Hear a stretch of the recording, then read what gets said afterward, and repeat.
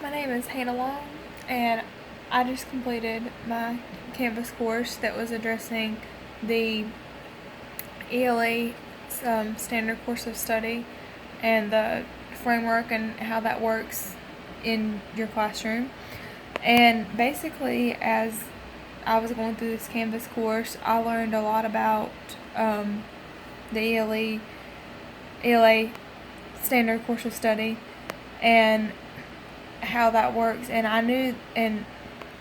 previously I had known that the framework was broken down into standards by grade level,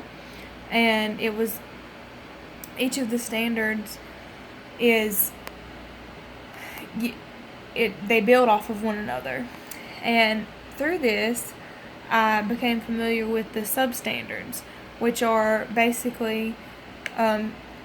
concise versions of the regular ELA standards. And those ELA standards are aligned very similarly with the North Carolina Standard Course of Study standards that we're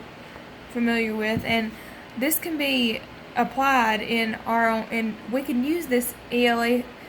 Standard Course of Study in our own classroom as a way to guide us and help us more specifically understand as the teacher how to use our standards that we're working with from the state of North Carolina. The ELA Standard Course of Study framework is a much more detailed and in-depth version of those standards, and it breaks down objectives further so that we can apply those better in our own future classrooms. And I hope to, at many times in my future career, I'll probably refer back to this and look at some of these, because especially with working with the substandards, those were much more concise, and they were,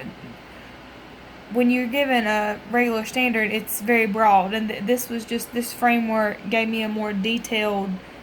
outlook of what I should be looking at as far as objectives and things that I will be teaching.